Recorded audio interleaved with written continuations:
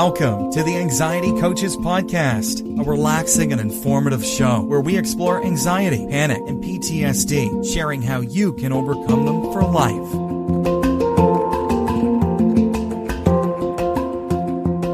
Aloha! Welcome back to the Anxiety Coaches Podcast. I'm your host and coach, Gina Ryan, and I am so happy to be with you again today as together we can consider the many ways to bring your mind and body back to its natural peace and calm. In today's episode, I want to talk about getting over the hump of anxiety. And this is a listener question and answer. They brought out an interesting thought that they had here about getting over the hump of anxiety. And so I wanted to share parts of their email with you. Hello, Gina. I just wanted to start off by saying I love your podcasts. They really help me with anxiety a lot of the time. I wanted to reach out and get some insight or advice from a scary experience I had. And they went on to say that a few months ago, they were sick with the flu, and normally if they're sick and they take a lot of medicine, it makes them anxious. So I won't get into the details, but they had an incident where their phone went dead. They were trying to call their sister for help because they didn't feel good, really didn't feel good after they had taken their medicine and eaten and taken a nap. And so, long story short, they ended up having to go to the neighbor next door for help, and they called 911. When the 911 arrived, they took my vitals and said I was fine. From that day on, I have had major anxiety every time that I'm alone, and I haven't been able to get past this scary hump. Do you have any tips on how to go back to when I wasn't scared of being alone? So, thank you so much for writing that in. That brought up a lot of things for me. It brought up a whole bunch of issues around illness and what that does to our anxiety, because I know you had obviously been anxious before, and then you were sick, and then you were like really stuck after this big panic attack and with 911 being called, because it seems that they said you were fine. So this is a good place for us to look at a couple of different parts of your issue. Thank you again for sending it in, because what it does is it reminds me of a lot of other emails that I get, and I can talk about a couple of different things here. So the place that we start is by getting the all clear from our healthcare team, which is exactly what you did. You checked in, you already had been, sounds like you were already doctoring the flu, you had some medication to take, and had already seen someone for that. And then you had this other kind of over-the-top anxious response, and 911 was called, and they cleared you for the time being. So that's the first thing we have to do, is really, let's get a baseline. Are we really okay? Yeah? Are we safe? We can even ask that of ourselves. Is this really okay? Or do I need help beyond what I have immediately here in front of me? And if we're working with a health issue, we want to do what's required to heal and to recover, which is exactly what you were already doing. We want to take that step to heal and recover, and then we take the following steps when they are presented to us. So this is known as dropping the rope. We do what we can with what we have, and then we let go. We drop the rope. No more fighting, no more Googling, no more seeking reassurance, because both of those things feed the anxiety, and you can end up staying in the cycle longer.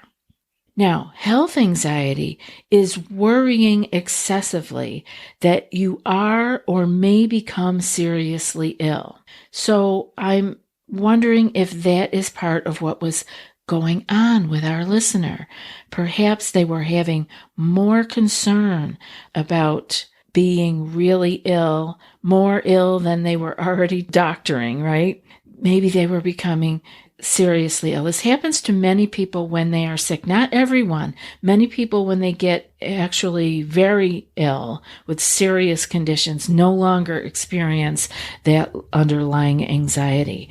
Some of that can go away because they have things to deal with that are right in front of them. When we're talking about anxiety, we're not talking about what's right in front of us. We're talking about the fear of the future, of what's to come, or what is happening that we don't know about. It's that elusive fear. We can't put our finger on it, but we're worried about it, right?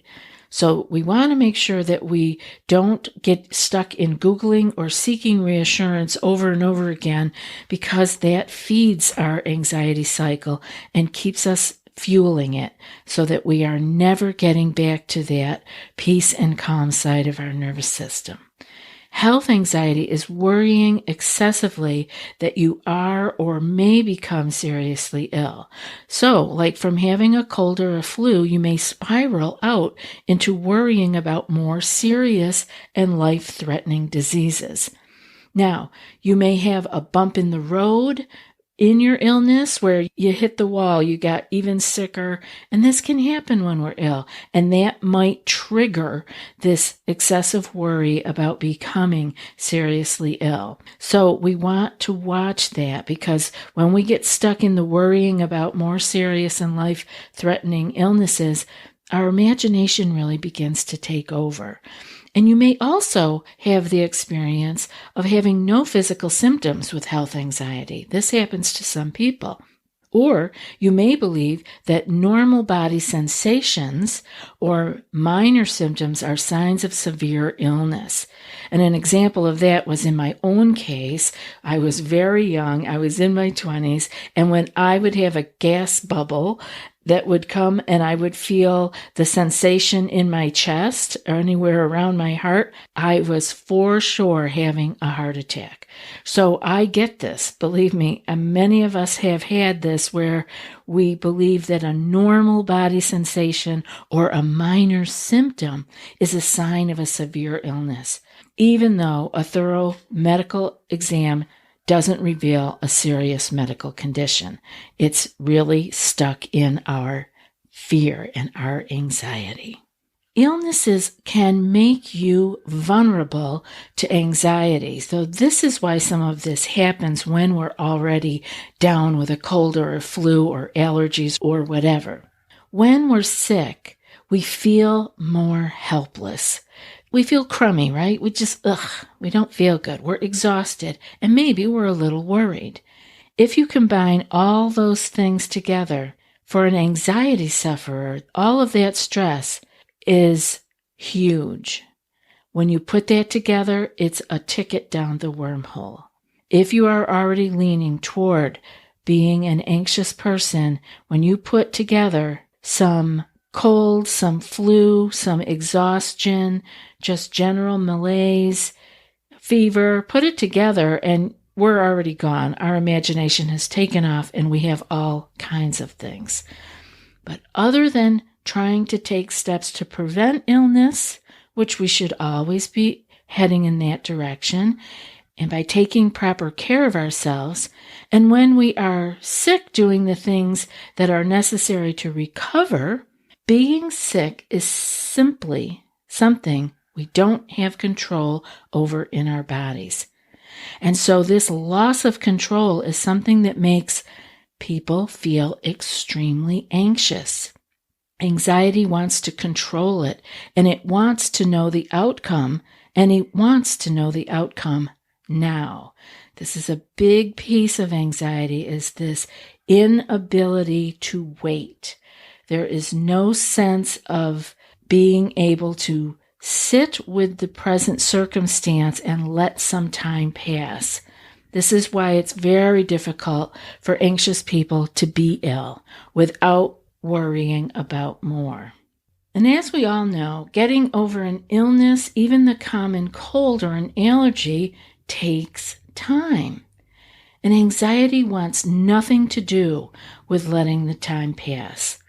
And this is why we practice things like meditation and our breathing and being with what is, so that when we are actually falling down the wormhole, we can remember that we can wait and we can let some time pass, and we won't feel like this, and I mean being sick, forever. This is something we have to learn to keep in mind. Just you hearing me say it doesn't make it so. You have to practice this. And so we practice this with smaller things, such as having to wait in line at a grocery store. We're all still going to the grocery store, and we still have to check out. And there's a line. Whether you're checking out with the cashier or you're checking yourself out, there's usually some kind of a line. This is a perfect place to practice this waiting, this being okay with a light and small discomfort. And we practice with these smaller things over and over, so that when we need to pull up this kind of behavior with something big, it's already in place in us. We know how to do it. We've been there. We know how to do it, and we can do it easily, but we have to practice. So waiting and letting some time pass is our way of conveying the message that all is well. Yeah, even when we're not feeling good, we can let our brain know we in our minds are thinking, this is okay. It's uncomfortable, but it's not particularly dangerous. So I can be okay. I am safe. And that lets the amygdala stand down. It lets it stop sending messages to the rest of your body to send out stress hormones and keep you feeling like you have to run for safety, that you have to get out of where you are, that you're in danger, keeps your heart racing, keeps that nervous tension going. And when the amygdala can stand down, it allows us to eventually fall back into our rest and digest side of our nervous system. That's the parasympathetic nervous system side, for more peace and calm. We can do this, but we have to practice it. So again, it's our little bits of time in our meditation. It's our practicing our breathing when we don't need it. Practice with me right now. Breathing through your nose as much as you can. I know if you're exercising or you're walking fast or something, you may be triggered to want to breathe through your mouth because you need to breathe more air in faster. But normally, if you are trying to calm yourself down, you'll want to breathe through your nose, which automatically slows the rate of breathing, which is, what is that? That is a message to the body that you are safe.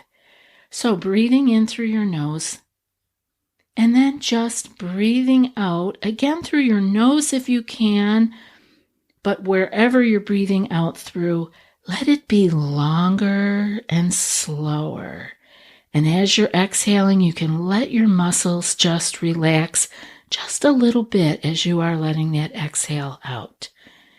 And the more that you can do this, practicing it, the sooner you will not need to think about it so much, but you will automatically go there when you want to calm yourself down.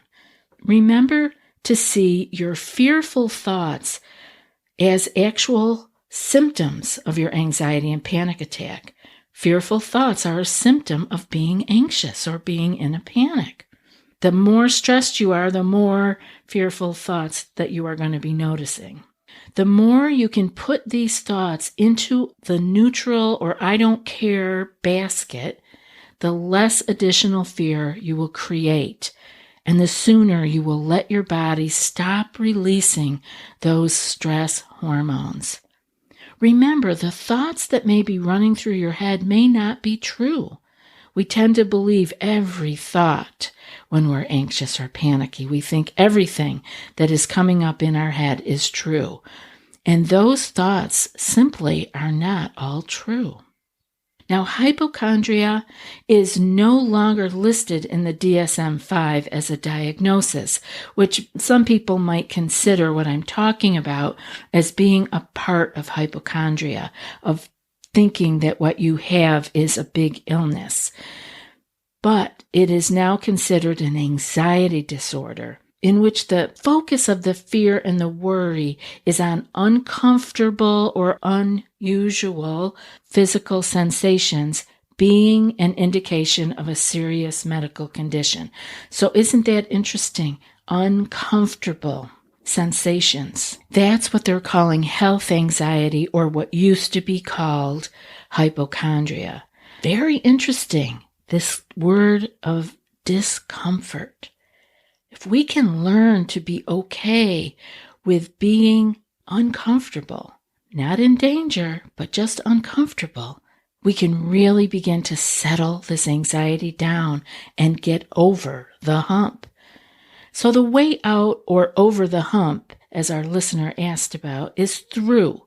You begin by noticing your thoughts and feelings that arise when you are stressed, not fighting them, not tugging on the rope with them, or going with them with Dr. Google. Just notice them and finding them interesting versus using them as more evidence that something is terribly wrong. Because you can now understand that your mind is stressed and thinking more fearful thoughts, but they are not necessarily true. I hope this show has been helpful for you, and I encourage you to send in questions or comments to anxietycoachespodcast@gmail.com. And now for today's quote. Worry often gives a small thing a big shadow, and that's a Swedish proverb. I'll be back in a few more days with another podcast. Until then, be well and aloha.